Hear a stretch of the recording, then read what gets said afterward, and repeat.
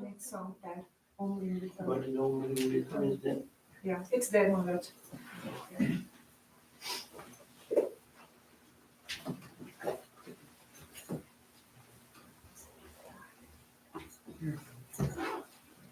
Which song?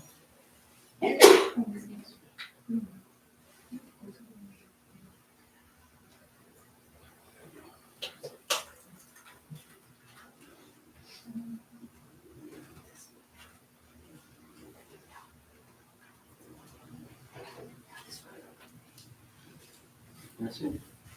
Happy.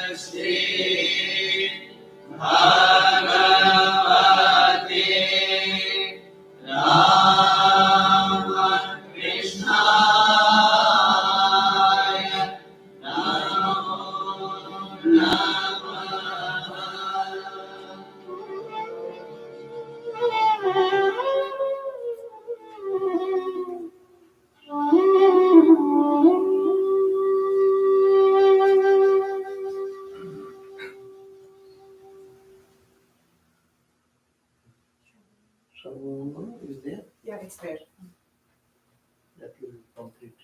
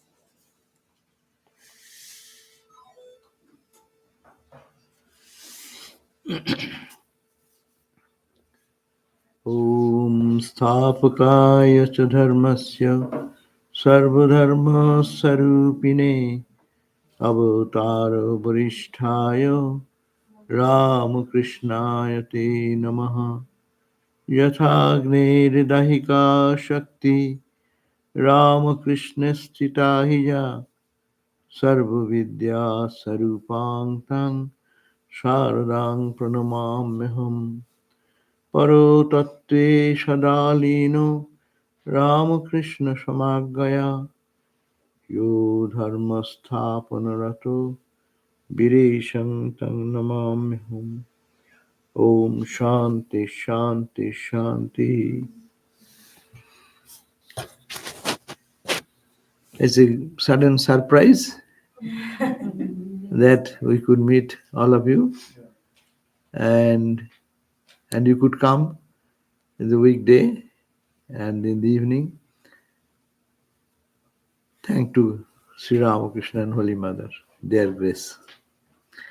Now, this is not a informal talk. We can ask, you can ask any question, but I'll start with some thought. Thought is this: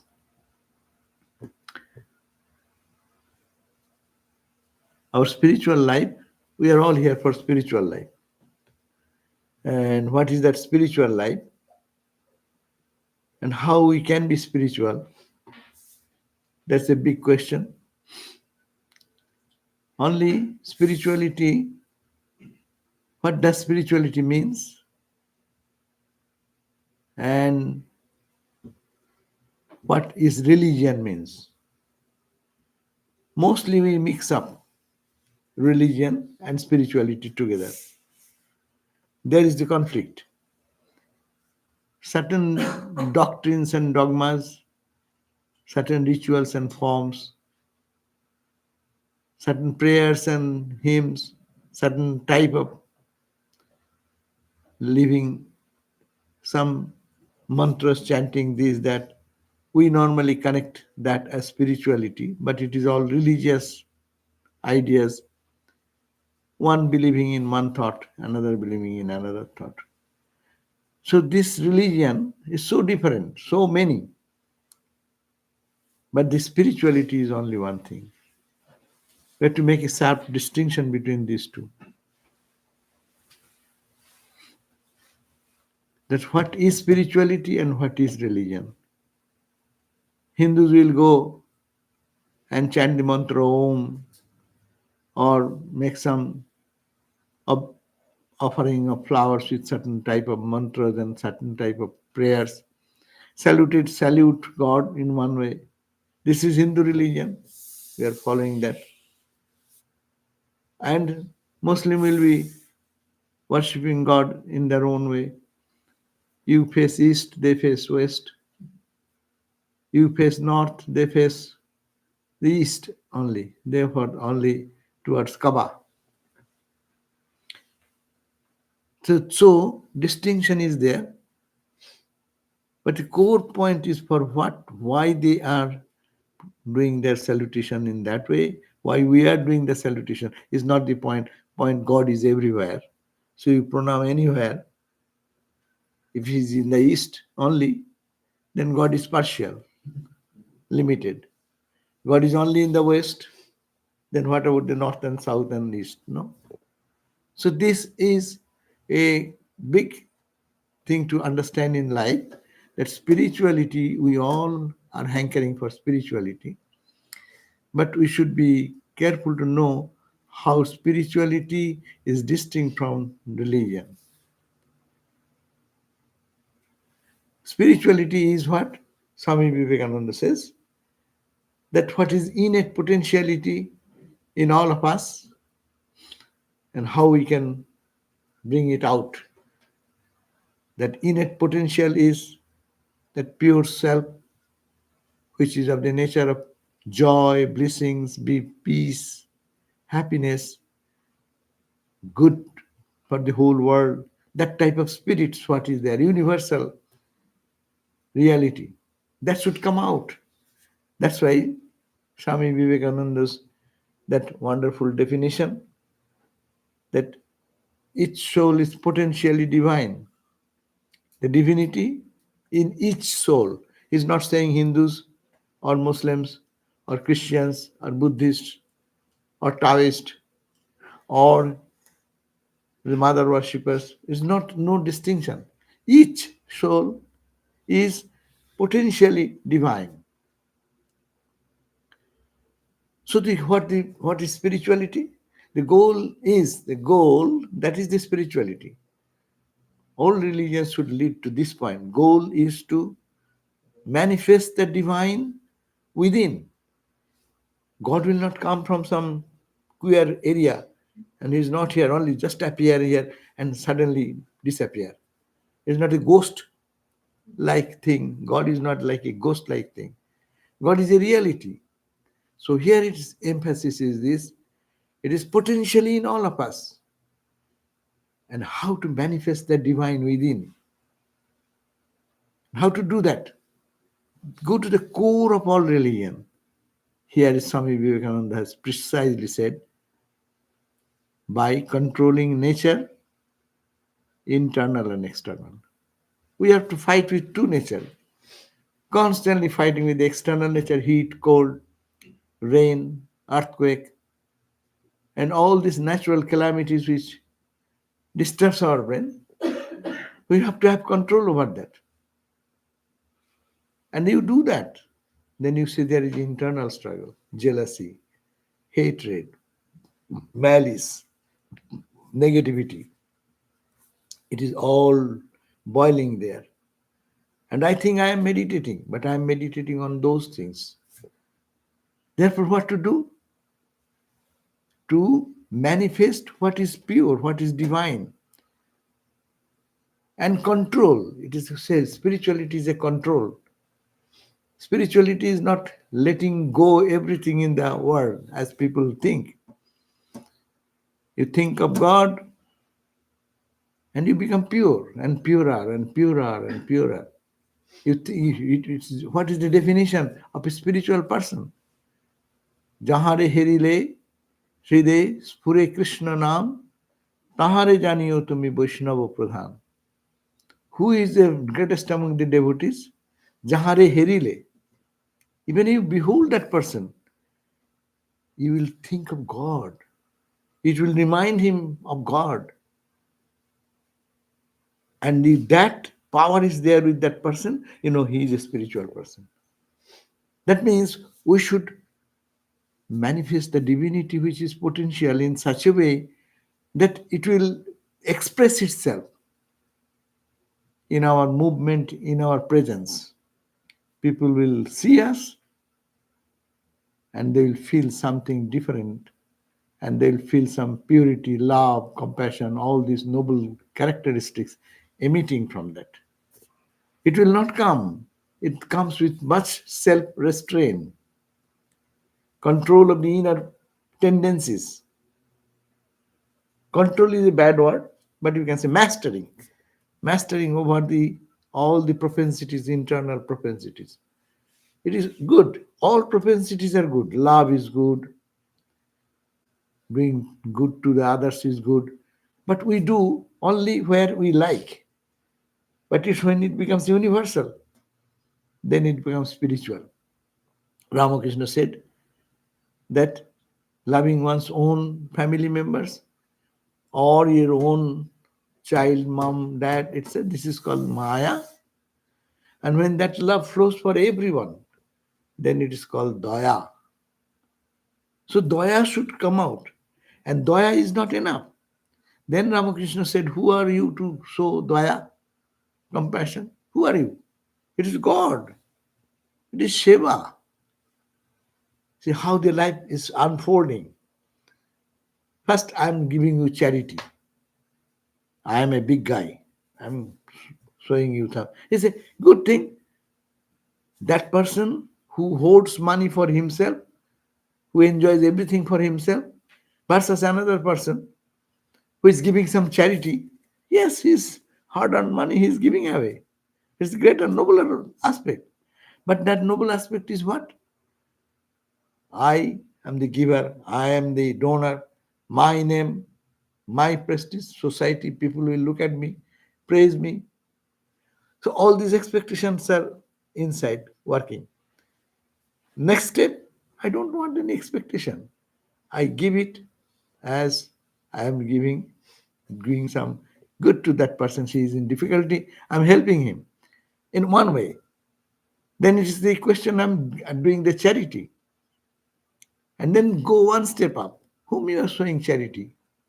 Who depends on your charity? You give $10 or $1,000. The world is all problem is gone by that. You give $1 million. What does it do for the whole world? 8.4 billion people. Not that. The attitude you do, that makes you spiritual. And that makes you worldly. When it is given, that it is a golden opportunity that I am serving God. I got the blessing. That's why Swami Vivekananda said, think you are fortunate that you are getting the opportunity to serve others. God has come in the form of the poor, or the needy, or educated. In all field, we are all asking for something. So we are all need some grace and compassion. From whom? Those who have no money, they are seeking for money. Those who are education, those who are spiritually disturbed or emotionally disturbed, trying to find a peace in mind. So these are all ways to unfold gradually from one level to the other level, to the unselfishness, and unselfishness to only godliness.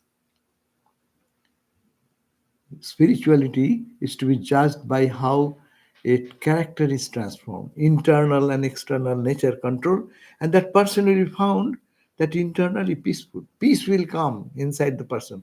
Unless peace comes in me, how can I talk about peace and give peace? It will be a good lecture, but it does not make any sense. Ramakrishna said, you can talk about milk, it will not do anything to you, nurturing and other things. So you have to see the milk, collect the milk, drink the milk, and make a part of it. So that is called. So that potential is with us, and controlling nature and external nature both, and then follow the path of some discipline. And that discipline is called the dharma, or righteous living. So, but the point is that what we want spiritually, we are all seeking for spirituality. Nowadays, the term is there. Most of the young people, they say, I am not religious, I am spiritual. What does it mean? He's a great soul. He's saying, I want this spiritual entity that is which is lurking in me, that eternal peace, that eternal joy. I'll get a touch of that. But I am not religious. I may not have to, because they're seeing in the name of religion how people are slaughtering, killing each other, and creating entire turbulence in the whole world. How many times these wars have happened in the name of religion? How much bloodshed? What is this? What? Why I shall be a religious person to adhere to certain thoughts and belief system, and then my belief system does not match with your belief system. Therefore, I can go with a sword in hand and cut you and change you. This is this the religion we want? Is this the spirituality we are seeking for? Therefore, we should be very grounded in our understanding. We are all spiritual. We want to see who is in me. We want to see who is in you, who is in every being. That consciousness, that blessed presence of the divine is everywhere working. How to catch that, how to touch that. And one touched, you become divine. Is a philosopher's stone. You touch, and the iron becomes gold. This body, which is meaningless, it becomes spiritual, divine body. That's why we go to the saints and say this. We touch them, we feel their blessings, because they have transformed themselves. This transformation is called spirituality. This transformation, we should focus on spirituality. Am I getting transformed? Where did I start it? How was my attitude before about myself, about you, about people around, about world? Is it getting a transformation day by day? And this transformation should be logical and practical. This spirituality, you follow certain spiritual principle. Good. Is it practical? If someone says spiritual life is going into samadhi, okay, samadhi. Is it practical? Are you in samadhi whole day? Can you do that? Where you are? Then how to move in that direction? You have to know it should not contradict logic, but it should not be limited in the logical conclusion. It is beyond something. So these are very fundamental points. The spirituality should be logical. Spirituality should be practical. It is practicable. You are talking God is everywhere. This big sound, high sounding word, will it make me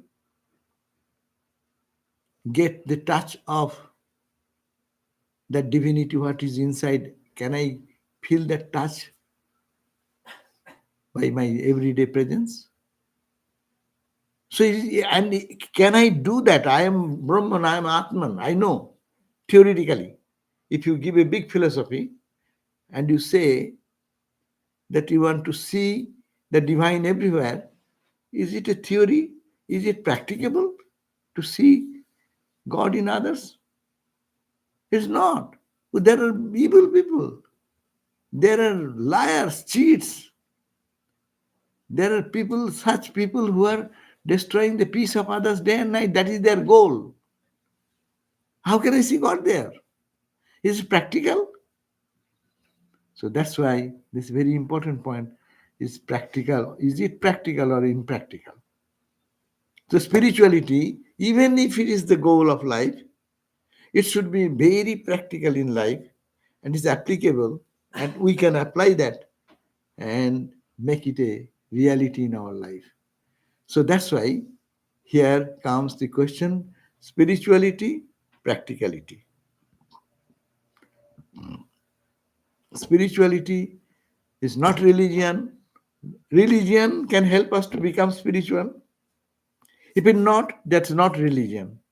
Don't take that religion, that path. Don't take that path, which does not make you spiritual. If it is spiritual, that spiritual ideal is too high. God is everywhere. It is everything is permeated by Brahman, Satchidananda Brahman. But how can I apply that every day? If it is applicable, then it has a value. So see, it is real, it is practical, it is philosophical, it is practical, and then we can take that path. Here comes Vedanta, the glory of Vedanta. It is spiritual, it is non-dogmatic, and it is practical. It's very simple. If God is everywhere, that's what we are seeing. We are seeing God in varied forms only. We are seeing the same waves on the infinite number of waves in the ocean. But each ocean is nothing but ocean water. Different size. When the soothing effect works in the ocean, people go for surfing. Surfers enjoy and glide over the waves and jump over the waves and play, no? It's a fun. When tsunami happens, go with the surfing board. What will happen? So there is tsunami also, and there is tsunami wave is also there, and gentle wave is also there. Gentle wave is good people, where you can see purity, love, compassion, all these characteristics are there. It is better to see God there first. And it's difficult to see God in the tsunami wave. Therefore, but truth of the matter is that tsunami wave or a gentle wave are not the same ocean water. That is the Vedanta. No other religious thought can give this strong foundation. It is the reality, it is practical. You don't recognize it, but it is ocean water. Say it is ocean water, both in the mild form and in the turbulent form. But first see, if you cannot, in the turbulent, so first see in the which is gentle and pure and peaceful and sweet. And try to see it is consciousness, it is consciousness, it is consciousness. Same conscious force. Behind the gentle wave, behind the tsunami wave.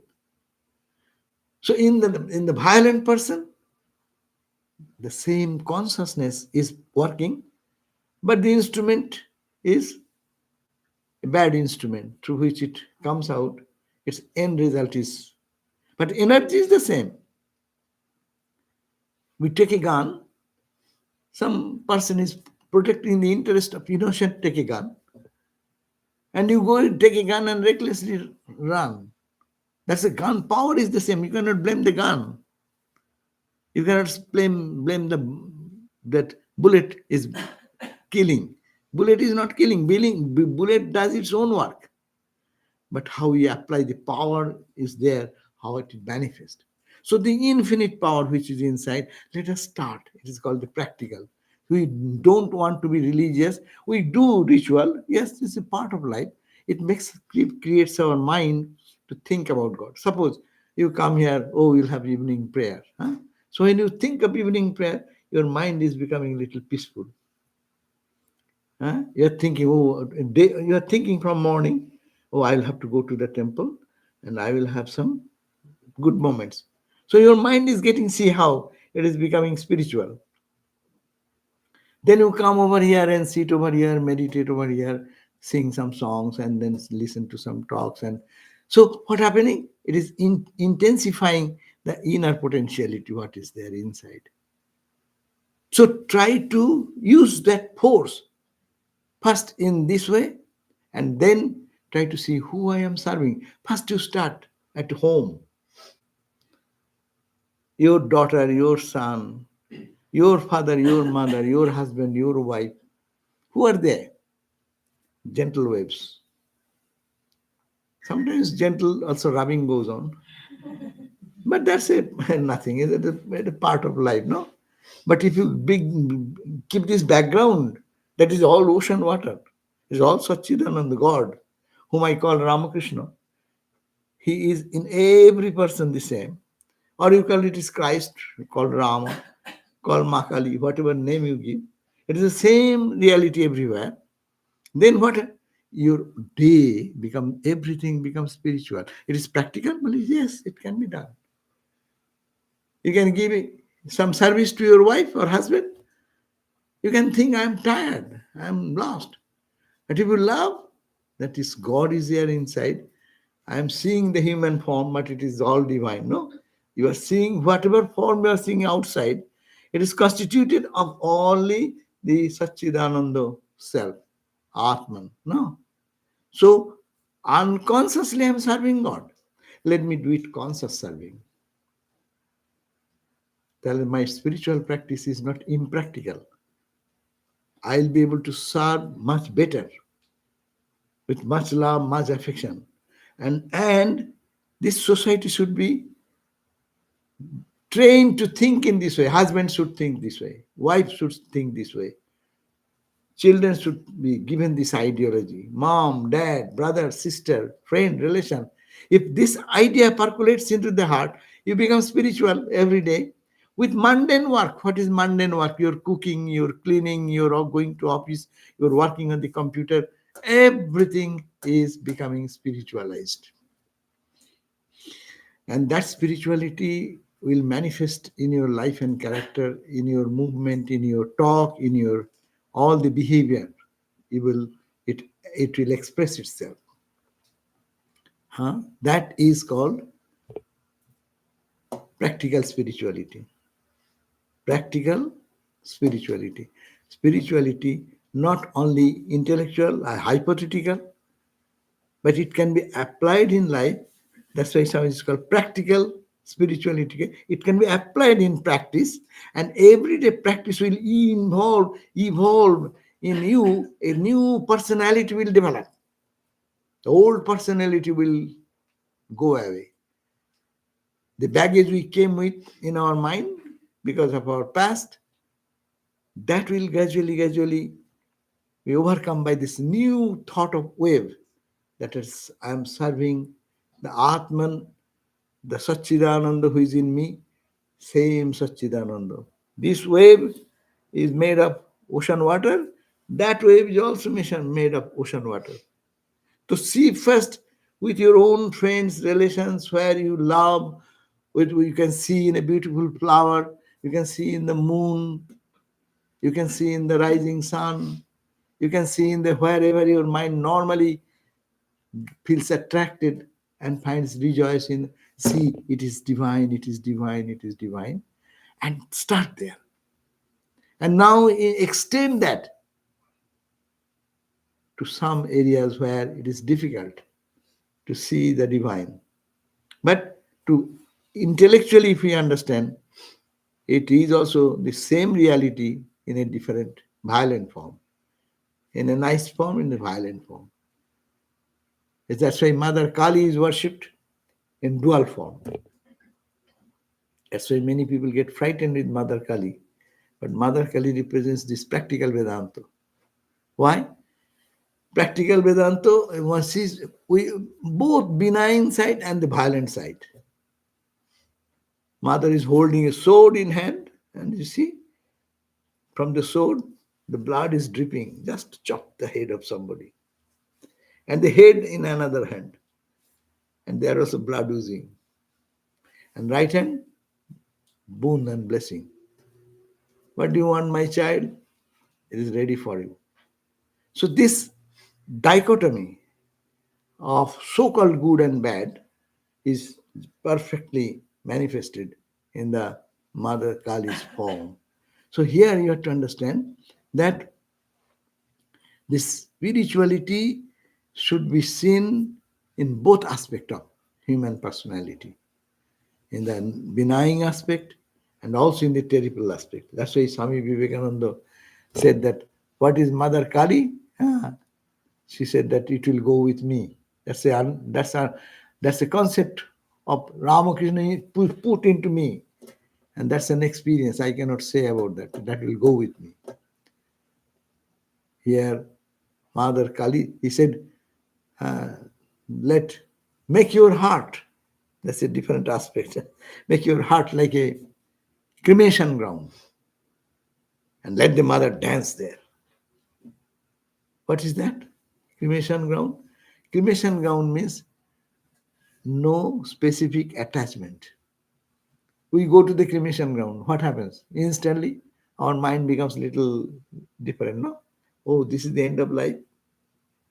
When we enter into a cemetery, we see all the stones around, and you come and quite sit. What feeling comes? What is the all glory of pomp and power and all these achievements and failures ends in this. So you feel detached. When you feel detached to the worldly things, then what happens? Your mind is so pure. There only mother will dance. And in that dance you will see it is all the ocean dancing. Good is good, not good. Bad is not bad. It is only one reality, and that is the ocean. So this we have to make it practical by applying first in our areas where we start with and then expand to the outside. So religion should be transcended by spirituality, and spirituality should be thought first practiced in the good and noble, and which is benign, and then it extends to everywhere, good or bad. There is no good, there is no bad. This is a mind. It's the mind creates. Impure mind sees all these things. Pure mind will see something else. And that purity of the mind is to be generated in our practice. That is called spirituality. Okay, so if you have some questions now, I have given some thinking, some thought, so that you can have some. Yeah, you can. There is a microphone. If you want to have some question. That microphone can be turned on also. Oh, I think it is good. okay.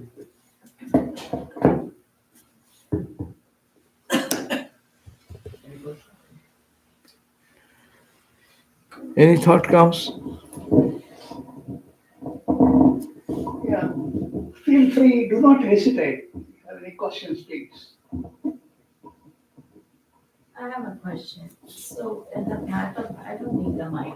I think I'm picking up. Off, make it off. So, you have to switch it off. Yeah, switch it off. Switch it off. Yeah, so my question was, so when we've been practicing spirituality for a few years, and we kind of, like you said, we start feeling, the effects, and you're calm, and you kind of change your way of thinking, and everything changes. But then suddenly there are these moments where you suddenly realize that you kind of get upset or mad at the opposite person, and you kind of react to them. And how do you control that? I mean, it just seems like and then after that you kind of control yourself. But then things go good first, and then again the opposite person says something, which kind of escalates, and then you immediately respond. So how do you take care of that? You know what I mean?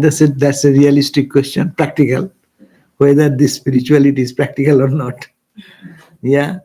We should be careful. I should not react. But at the same time, practical Vedanta says, if someone does not understand that language, you have to shout at him. You have to forcefully say, that's not acceptable. That's your wrong. You'll have to say that. With spirituality does not mean that anything is given to be accepted as it is God. No, in your inner spirit you can think it is God giving me some lesson, testing my is a semester examination. Today I failed. Someone said something and I could not restrain myself. No, so God gave a man one chance. So I will be strong. Next time I will not. But at the same time, to behave in the world, you have to behave the way the person is. The Holy Mother's beautiful saying, Jake Jamon, as the person is, your behavior, your attitude, your reaction will be same. He does not understand the other language. You should not be a doormat. Vedanta is not telling you to be a doormat. Vedanta is telling you be a powerful person with strong character, at the same time non-violent, at the same time people will honor and respect your decision because you are talking from a different platform. And these are Ramakrishna's example, the hissing of the snake, that story. So you should hiss sometime to people who don't understand that language. But at the same time, internally, you do it externally. But internally, you say, oh no, I should have been more patient. I could have overcome it. No? So that ultimately it will happen. Christ said, someone slaps on your one chin, then give the other one. No? That will come spontaneous. Because you see that is God's play. But to reach that point is a point. This is a theory. But let us start where we are. So realistic, practical.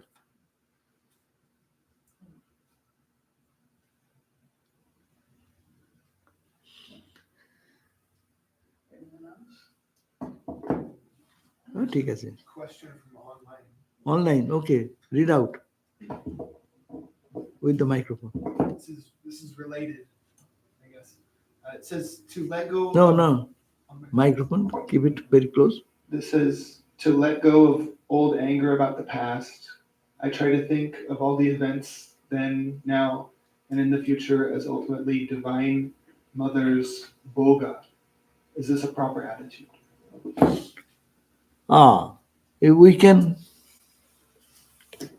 We can think that whatever is my anger, frustration, it is, you can think it is mother's play if you are raised yourself to such a high flight. Otherwise you say it is my failures, it is my weak mind's play. I have to control my mind, but I am not controlled. But whatever has happened, it is my old sanskaras and I have fought with it. And you can, then I have reached this state where I am not reacting so much. But all things what happen in life, one thing to understand. Every event what happens in our life, it teaches us and takes us one step towards God. Nothing goes in waste. All the achievements, failures, your anger, frustration, it actually teaches us more and more how to be spiritual. Consciously we do it called devotees. Unconsciously some people are doing, they are getting the same experience, but not understanding that is what is life and how to overcome all. And in the life, whatever has happened, this also, you bring your karma. If you say it is mother, it is God's wish. Yes, everything is God's wish. But God's wish, who can say it is God's wish? If you have zero ego, then you can say God's wish. No? Otherwise, I am doing everything. A good thing, I take the credit. And when bad comes, it God has done. No? So there is a chance becoming non-spiritual. So you should be careful on that point. If you say it is God's will, then you have no responsibility. Good, bad, there is no good, no bad. It is God's play. God has done. But do you feel embarrassed? Do you feel angry? Do you feel reactionary? Then it is your problem. So you have to get out of it. So it's better to say it is my karma. Better to say I have done it. Better to say in our state, I won't do it because it is non-spiritual. And I am improving myself every day. This would be from this question can be solved in two angles. If you say it is mother's will, yeah, really nothing happens without God's will. It is all mother's will. Look at that example. You dream. When you dream, go to your dream experience. All the people in the dream, who is kind, who is unkind, who is brutal, who is uh, other, all the elements you see, it is not your mind. All have been created by whom? Your mind. Similarly, God's mind has created this whole universe. You, me, are only acting in our own role. Like in the dream, you do not know that your mind has created that guy to attack you. It is your plan. Your mind is playing split into so many personalities, and you are fighting with your own self. That means mind has the power to create such duality and make it so strong, but it is nobody has created excepting your mind. If your mind can create this entire dream and act, everyone in that dream acting according to your mind's will, as if they are actors and actresses. We are also actors and actresses in the cosmic mind play. Therefore, really, it is all God. But it is to understand that we should take the responsibility plus first to say, it is my good, I did it, my karma. I will wipe out my karma. Thinking this way, mind becomes pure. And then when mind will be pure, there is everywhere God.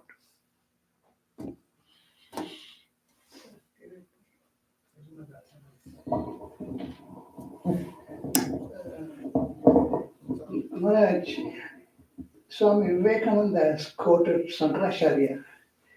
He says, qualifications for realization of God, one should be born as a human being.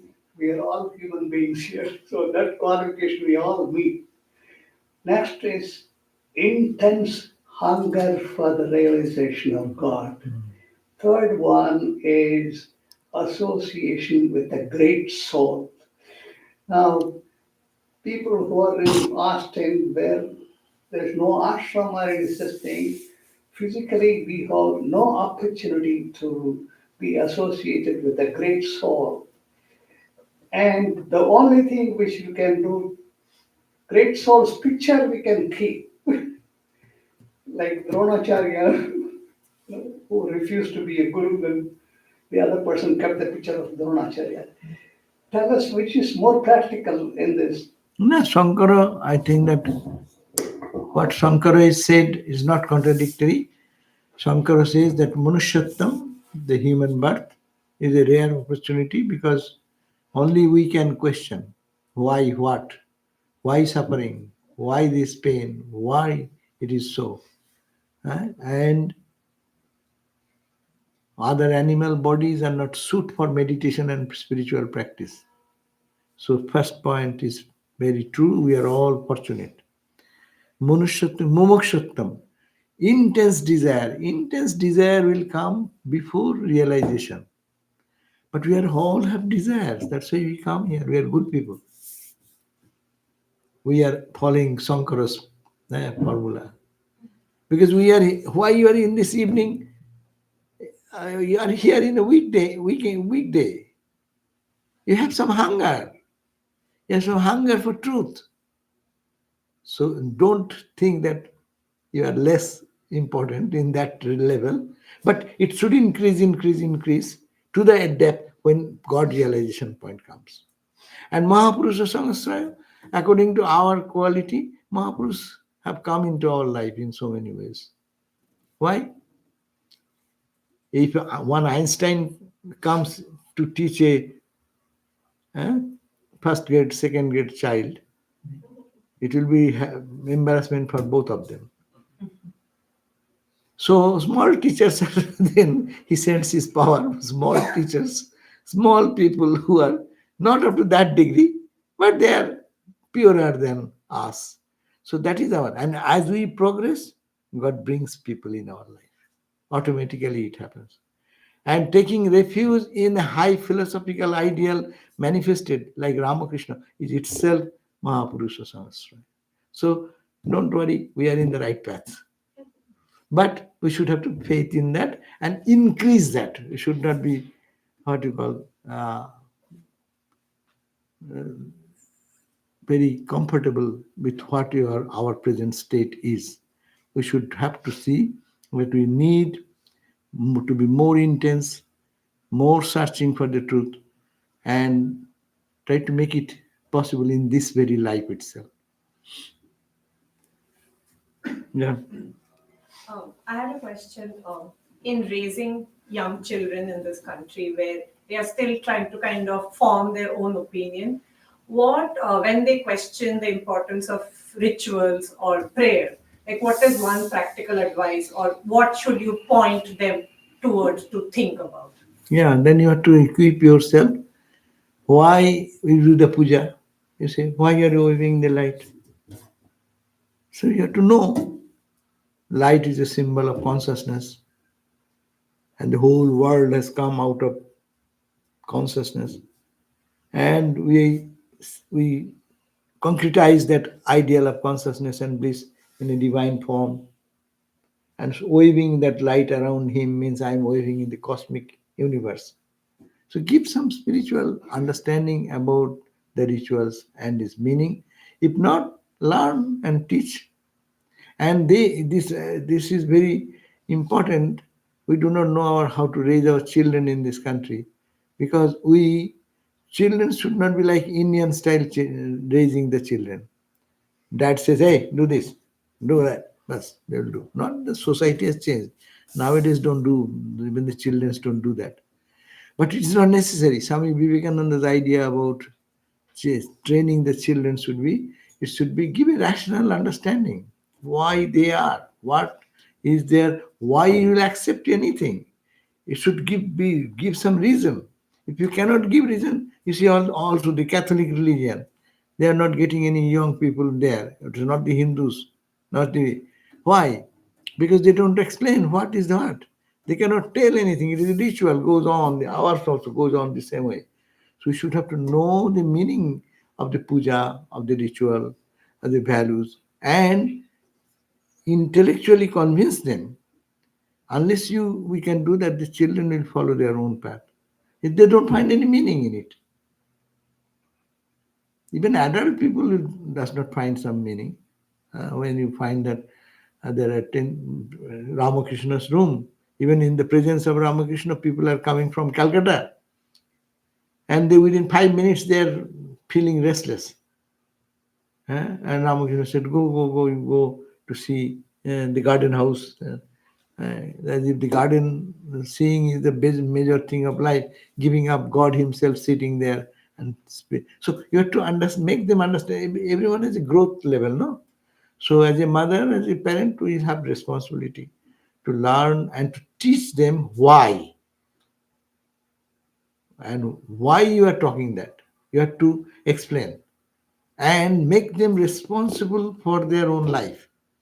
That is Western. We can take the best teaching. Swamiji came best of the East, best of the West. You have spiritual values you can give. Prayer and this are you are doing. They will learn, they will follow that. And they should understand why. And don't force them.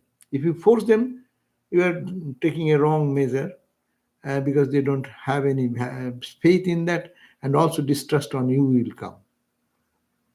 So we should be rational. We should give them rational religion, the purpose of spirituality. What? If you do pray, meditate, what will happen? Your study will be much better. You learn to concentrate. And with that concentrated mind, what you do? When you play, it will be the best player. So let them understand the value of meditation. And why shall I meditate? Why shall I repeat God's name? Because God's name is a pure name. It will make your mind pure. And that will help you. What he or she is getting benefit, we have to point out to that. That effort should be made. Okay. So, anything more? Huh. Swamiji, I would love to know a little bit about your earlier stages of spiritual practice since I feel like it's been a couple of years of mine, I would love to know kind of how it developed for you earlier on in your journey. Myself. Yeah, yourself. So myself, that story is very simple. We also now, as we are talking about holy company, the sadhus, the impact of the holy Ramakrishna Swamis, that impacted me. As I say always, what have drawn me in this path is that beautiful smiling faces, the cheerfulness, as if carefree life, at the same time so noble, so loving, so generous, that their character, their when I saw the sadhus, I came to Belur Math when I was a very young boy with somebody.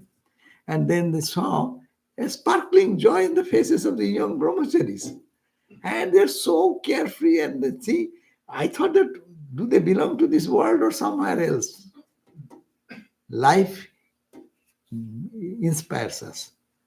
And that I think that is the background force which drove me. That there can be a life in the world which will be carefree, at the same time loving, caring most anyone can love. Our love is conditional, but the sadhu's love is unconditional. That I felt coming in touch with them. And they're not giving you very good gift and this and that. But their life, their saying, their presence, their way of behaving, it touches the heart. And then gives what they're giving is really invaluable. No? So I think that attracted me. And ultimately God's grace. Our effort does not work much. So much attractions are there, so much obstacles are there. No, only God holds us. That's why we are here. God is holding you also. All we should feel that we are protected and guided by them. Okay, so though a short period of meeting, but I am so happy to see you all. Thank you all. Om Shanti Shanti Shanti Hari Om Tat Sat Sri Ram Krishna Arpanamastu.